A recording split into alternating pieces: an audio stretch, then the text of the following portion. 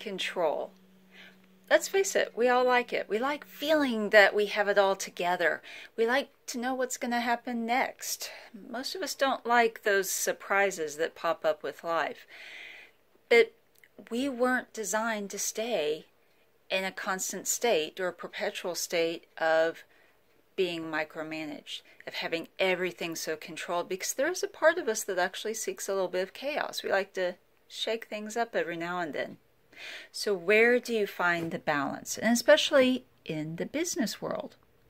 So I want to spend the next couple of minutes talking with you about how do we find that balance in the work world of control versus micromanagement, and what are some of those implications for our staff or employees and your bottom line. So we were not meant to stay in a state of perpetual chaos, stress, all of that. The work world is often a place of change, and that can be a very good thing because change can mean growth. And as a business person, you like growth. It's a good thing. And it can feel energizing and exciting, and maybe a little bit of that uncertainty is okay because that helps motivate us too. But what about when it's a perpetual uncertainty? What if it's intense? What if it's overwhelming, chaotic? Then not so good. So how does a company find that optimal level of arousal? That's an old term back from Psychology 101. So the basics are that you have this optimal level of arousal or excitement. And I'm not talking about sex here. I'm talking about performance in the business world or in the academic world. So there's that happy middle ground. If you're not energized or aroused enough, you're going to be sort of bleh, very poor performance, sort of lazy, really much more likely to make mistakes because you just don't care. And on the other end is a hyper arousal where there's too much excitement, it's too intense, and in those times you can make mistakes too because you miss the details. Now you have enough energy to keep it going, and that's a positive, but happiness is in the middle. So for a company, you want to find that balance of motivating, engaging your employees or staff instead of putting them to sleep because they're bored. And of course, you don't want them to dread work either or look elsewhere for work stimulation. But on the other end, of course, on the other end of the spectrum, we don't want to micromanage things. We don't want projects not completed. We don't want the projects to be filled with mistakes, or that the fast pace actually ends up costing you money because it works against productivity. So here's the deal. Companies that micromanage their staff, their employees, are at risk of having or rather at risk of having a couple of different consequences. So I just want you to stop and think about some of these and see if it's happening in your workplace. So one potential consequence of micromanagement is that the employee resents the company or the manager. And we know resentment doesn't really produce productivity. It's not healthy. Another thing that could go wrong is that, well, the employee feels distrusted. Because think about, do you like feeling micromanaged? What does that really say? Doesn't it sort of imply that I don't trust you and that's why I have to manage everything that you do? And if you don't trust someone, doesn't that also translate to you don't respect them? And why would an employee enjoy going to work every day in that kind of environment where they're not trusted or they feel disrespected? And those things in turn lead to a lack of company loyalty. And as I had mentioned previously, sometimes micromanagement can lead to employees making mistakes.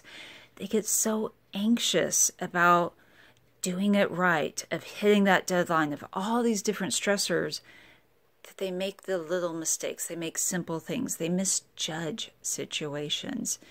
And we know that mistakes cost a company money.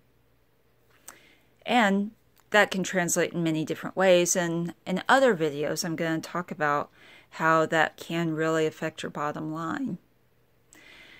Yet another detriment to micromanagement is that an employee can feel like their creativity is squashed. They're not allowed to brainstorm, and you know what? Again, that can cost a company money. It's better to let them have some sense of freedom, because sometimes people think outside the box, and that's helpful. That can end up helping save the company money. It can create a whole new product. But if you're always over on top of your employees, they're not going to have a chance to think of something new, something that could be a game changer in your industry. So just want you to consider those points. And of course, there are probably many other consequences to micromanagement.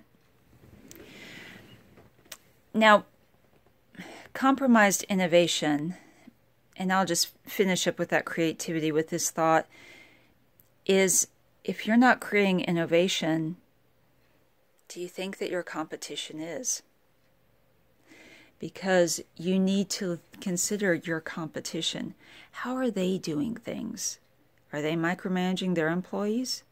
Do they have more company loyalty, customer loyalty?